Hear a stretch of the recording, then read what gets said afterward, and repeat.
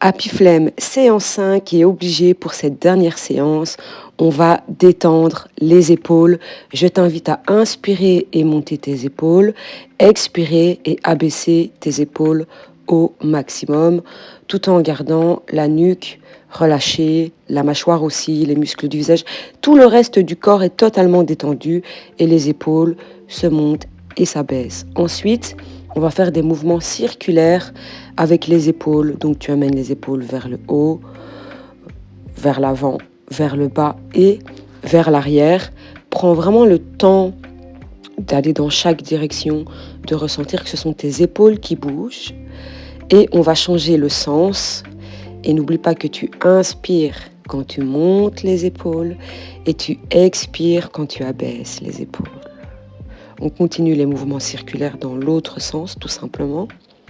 On va vraiment venir réveiller les épaules, libérer les tensions. Il ne faut pas croire qu'il faut faire des étirements de dingue pour y arriver. C'est faux. Ensuite, on va faire des grands ronds. Et encore une fois, le mouvement vient uniquement des épaules. Les bras accompagnent les mouvements, mais ils ne dirigent pas le mouvement. Et on fait des grands ronds, on inspire quand on lève les bras et on expire en abaissant les bras. Évidemment, on essaye de synchroniser au maximum la respiration au mouvement. Si tu as le nez bouché, respire avec la bouche. Tu profiteras beaucoup plus des bienfaits du yoga en respirant par le nez. Mais si c'est vraiment pas possible, ne te force pas non plus. Et surtout, ne rentre pas en apnée. N'essaye pas de faire une performance de souplesse. On fait juste des ronds de bras pour se détendre, pour augmenter sa sensation de bien-être global et te prouver que le yoga est accessible à tout le monde, peu importe sa condition physique, son âge. Ensuite, on va venir se mettre à quatre pattes, les avant-bras au sol, et on va venir soulever les fesses pour entrer dans la posture du dauphin. Et on va faire un petit mouvement de pédalo avec les jambes avant de les tendre et de les plier simultanément pour vraiment accentuer le travail du bas du dos. Et on va venir en posture de l'enfant pour s'asseoir sur les talons, venir se mettre à quatre pattes, apporter le pied gauche entre ses deux mains et entrer en posture de la fente basse. Les hanches sont dirigées vers le tapis de gym. Le dos reste droit, il est en alignement avec la jambe arrière, on sourit. L'étirement dans les hanches est très intense, ainsi que dans la cuisse droite, mais nous sommes contents d'être là.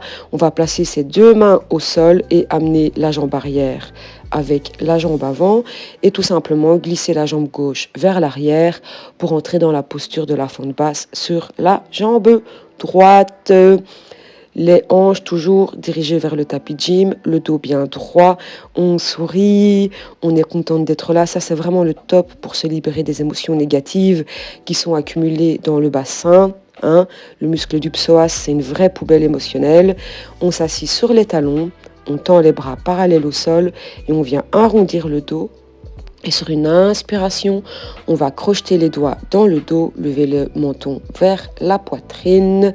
Et sur l'expiration, nous allons à nouveau arrondir le dos. C'est une variante de la posture du chat et de la vache qu'on fait généralement à quatre pattes, mais pour les poignets fragiles, c'est tout aussi bien de le faire comme ceci.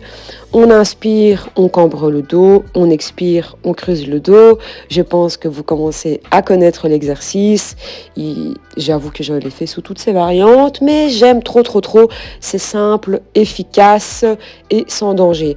Ensuite, on va venir se mettre à quatre pattes, avec les genoux sous les hanches, puis en posture de la planche sur les avant-bras pour entrer en posture de l'enfant. Et ensuite, en restant sur les genoux, on va à nouveau, sur l'expiration, entrer en posture de planche. Et quand on inspire, on rentre à nouveau dans la posture de l'enfant, mais on ne pose pas vraiment les fesses sur les talons. On répète ce mouvement 4 à 5 fois. C'est pour venir travailler un petit peu les abdos, parce que je sais que tu veux le ventre plein. Alors, je vais un peu dans ton sens quand même. Et ensuite, on vient poser ses fesses sur les talons. Et je te dis à très bientôt pour une nouvelle séance.